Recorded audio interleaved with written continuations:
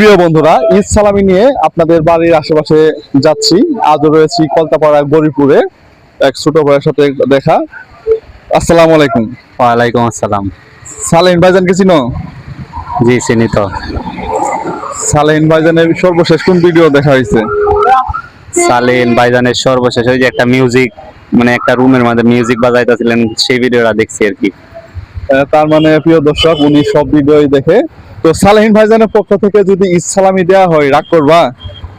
ঈদ সালামি দিলে কি কেউ রাগ করে? তাহলে সালেহিন ভাইজানের পক্ষ থেকে ঈদ সালামি।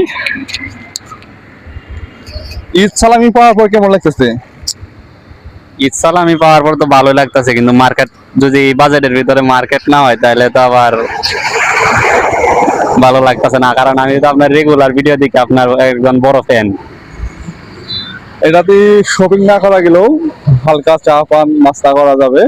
আর টাকা বড় কথা নয়, সালামি হলো বড় কথা। তো দেশবাসীকে ঈদের অগ্রিম শুভেচ্ছা জানিয়ে দাও।